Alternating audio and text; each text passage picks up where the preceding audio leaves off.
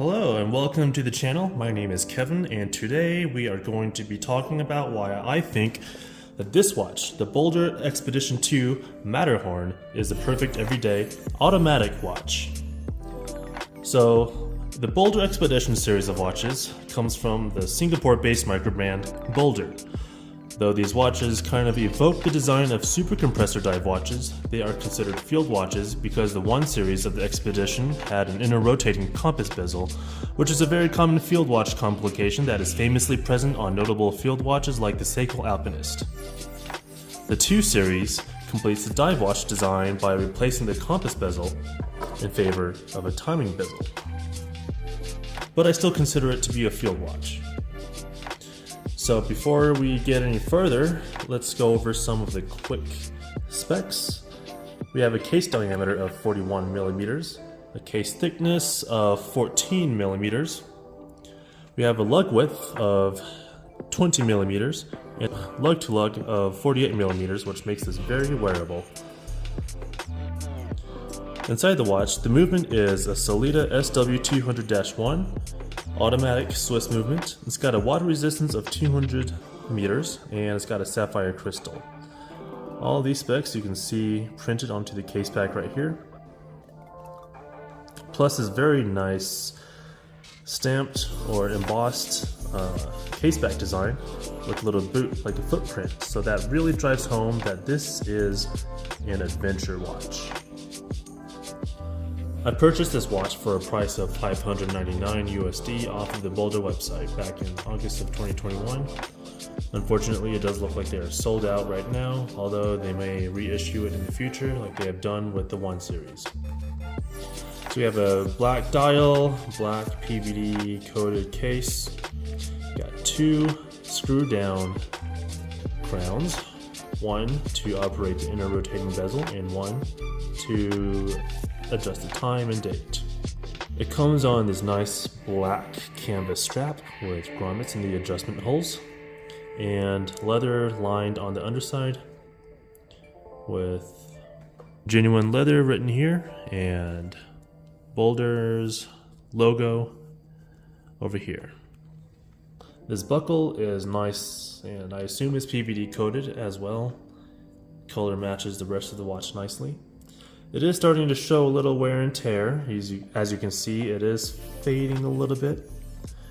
And right here, it is starting to come apart a little bit.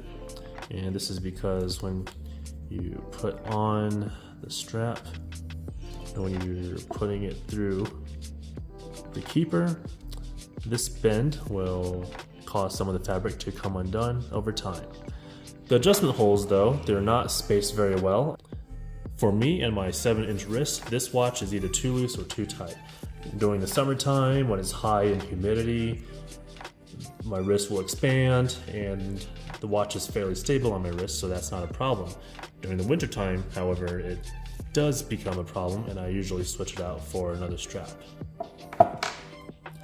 So now that we got the basic specs out of the way, let's go into why I think that this watch right here is the best everyday automatic watch on this side of $1,000. So number 1, it is extremely versatile. With the 41 millimeter diameter case, it's neither too big to be dressy nor too small to be a tool watch. While the canvas strap it comes with makes it perfect for casual wear, putting it on a leather strap makes it that much classier. And then putting it on a rubber strap, and now it's ready to go swimming. Speaking of swimming, its 200-meter water resistance with 2 screw-down crowns means that you won't have to worry about it for water-heavy activities.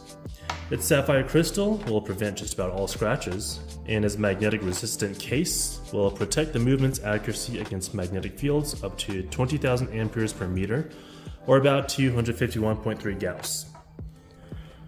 The bidirectional inner rotating bezel allows you to time things that typical field watches can't. So for example, this is the Hamilton Khaki Field King. Notice there's no timing bezel, no chronograph complication. All it does is tell you the time, date, and day of the week. No shade though, this is still a very great watch. Just a tad less functional than the Boldr Expedition in terms of timing things. This timing bezel also helps to bridge the gap between the field watch and a full-on chronograph. Chronograph pushers will negatively affect the water resistance, and the complicated mechanical components will make you a little wary of what kinds of physical activities you put it through. And I know, screw-down pushers for chronographs exist, but you need to unscrew 2 pushers to fully use the chronograph function, and then have the presence of mind to screw them back down before you get the watch wet.